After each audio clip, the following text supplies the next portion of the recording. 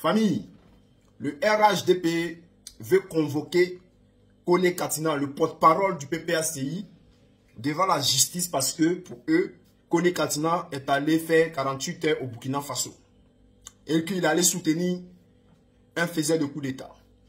Alors, en Côte d'Ivoire, ça bouillonne.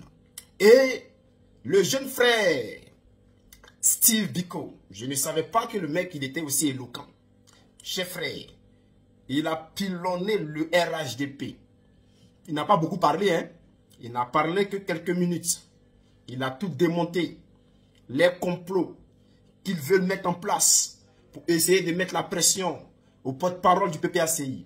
Mais c'est voué à l'échec parce que nous, au PPACI, ouais, on est fort. Chef frère, poussez énormément les bleus. Prenez cette vidéo-là, envoyez dans tous les groupes.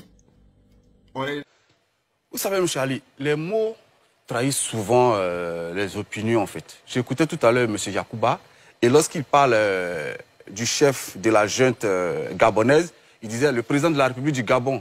Et lorsqu'il parle du chef de la junte du Burkina, il dit le chef de la junte du Burkina. Ah bah ouais, donc, j'ai pas fait attention. Oui, c'est comme ça. C'est la psychologie, en fait. Ça montre votre parti pris flagrant, mais c'est pas bien grave, vous avez le droit. Donc, je disais que il faut qu'on arrête ces qualifications à géométrie variable. Il faut qu'on arrête de s'effrayer avec des débats qui, à mon sens, n'en valent pas la peine. Monsieur Katina, il est en droit d'aller au Burkina. J'écoutais Maître Meïté qui disait qu'il n'y a pas la démocratie au Burkina. Excusez-moi, mais si je voulais polémiquer, j'écoutais Maître Meïté qui disait qu'il faut être loyal vis-à-vis de son pays. Franchement, je n'ai pas envie de polémiquer.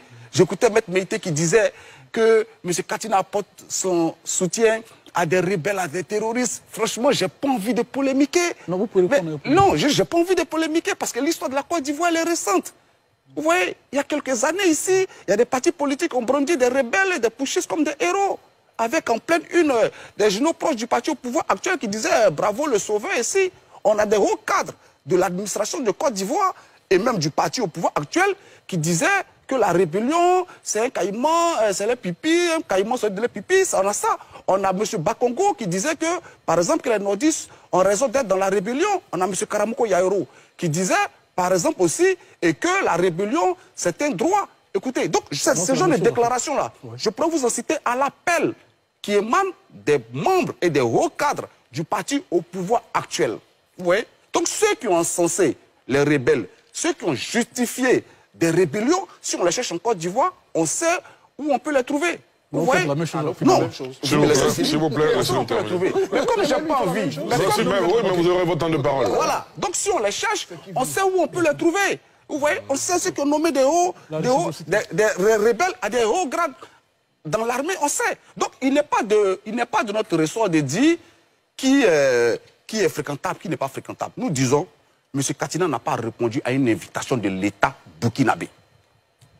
J'ai l'impression qu'on essaie d'occulter ça. Il a répondu à une invitation d'une organisation de la société civile. Maintenant, la diplomatie, elle a des codes. Vous dites que les accusations portées par le chef de l'État burkinabé contre la Côte d'Ivoire sont graves. Je suis d'accord avec vous. Ce sont des accusations, mais très graves. Alors, la Côte d'Ivoire peut utiliser les moyens diplomatiques à sa disposition pour riposter, peut rappeler son ambassadeur, pour exprimer son indignation.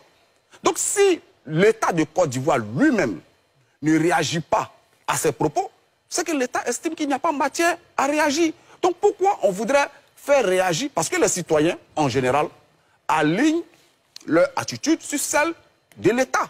Donc si l'État ne rappelle pas son ambassadeur, si l'État ne saisit pas, que ce soit la CEDEAO, bon, ils sont sortis de la CEDEAO, mais l'Union africaine, pour traiter cette question, c'est que l'État estime que ce n'est pas un problème. Donc pourquoi est-ce qu'aujourd'hui, vous voyez, on est en train de passer des heures à parler d'un simple voyage de Katina de 48 heures au Burkina, alors que par exemple, on a des familles qui sont en train de dormir à la belle étoile aujourd'hui parce qu'on les a déguerpis depuis plusieurs jours sans les payer. Mais c'est le Katina qui fait l'actualité.